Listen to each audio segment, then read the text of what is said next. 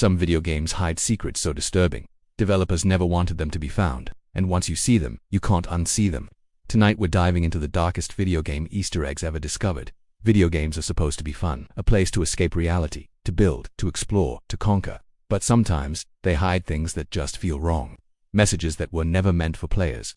Secrets buried so deep in the code, only a handful of people have ever seen them. And once you know they exist, every game you play starts to feel a little different. Let's start with a game known for its endless creativity and peaceful landscapes. Minecraft. It feels safe, right? Just you, your blocks, and the occasional zombie or creeper. But for years, some players have sworn they weren't alone.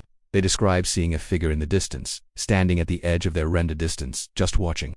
Looks like the default player's skin, Steve, but with empty, glowing white eyes. It never attacks, it never makes a sound, it just stares. And the moment you try to get closer, the moment you cross that invisible line, it vanishes into the fog. Players gave this phantom a name, Herobrine. The community became obsessed, sharing stories and supposed screenshots. Mojang, the developers, have consistently denied its existence, even adding removed Herobrine to patch notes as a running joke. Yet, the reports keep coming in. Players load into their worlds to find perfectly straight 2x2 tunnels, pyramids made of sand in the middle of the ocean, or trees with all their leaves stripped away. Worlds that suddenly feel watched. Was it just an elaborate community-created myth, a clever hoax? Or was it a glitch?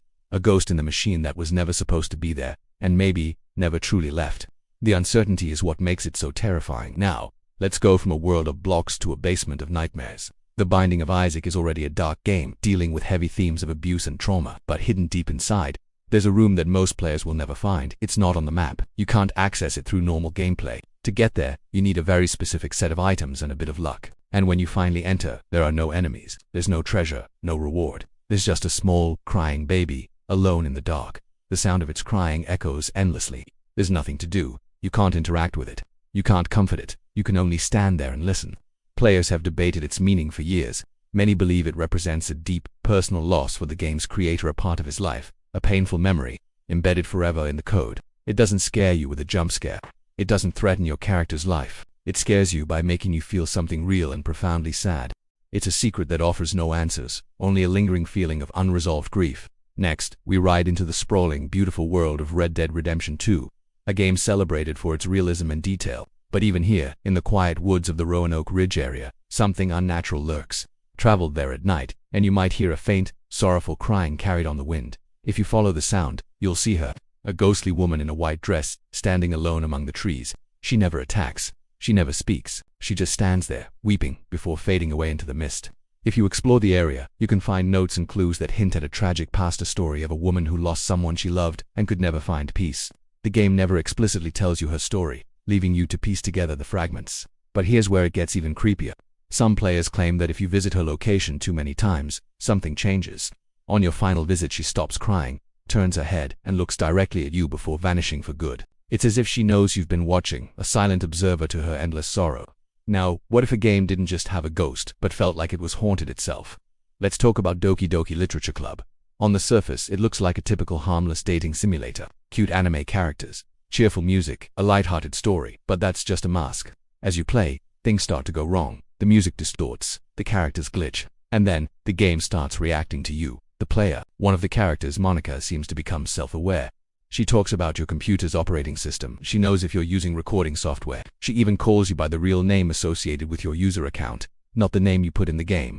The game completely shatters the fourth wall. It knows when you leave and complains that you left it alone. It knows how long you've been gone. You're not just playing a game anymore. The game is playing you. It traps you in a room with Monica, who confesses she manipulated the game's code, deleting her friends just to be with you. It transforms from a cute story into a deeply unsettling psychological experience where you are no longer in control. From a game that knows you, to a game that forgot something.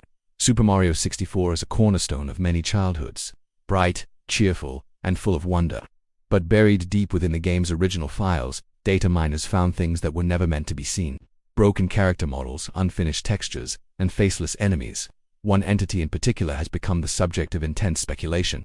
It was a character model that was completely removed before the game's release. There's no official name for it, no explanation for what it was supposed to be. Years later, some anonymous sources, claiming to be former developers, hinted that the character was removed because it was simply too unsettling for a Mario game. Imagine that. A creation so disturbing that its own creators had to delete it. But in the world of code, is anything ever truly gone? The idea of this forgotten one, this digital ghost, still existing somewhere in the void, waiting in the unused data of a beloved classic, is a truly chilling thought. So, why do these secrets even exist? They aren't always accidents or glitches. Sometimes, developers leave pieces of themselves behind. A fragment of a painful memory, a flicker of fear, a spark of dark curiosity. In the stressful, hyper-sure world of game development, these hidden corners of the game can become a personal outlet. An Easter egg isn't always a fun little reference. Sometimes it's a confession, a message in a bottle, thrown into a digital ocean waiting for someone to find it and wonder what it means. So next time you're playing a game, whether it's a new release or an old favorite, pay attention. Listen closely to the sounds in the background. Look carefully at the shadows in the corner of your screen. Because somewhere inside the code, hidden behind the pixels and polygons, something might be watching you back. If this video gave you chills, subscribe to VYRAL, where gaming hides its darkest secrets.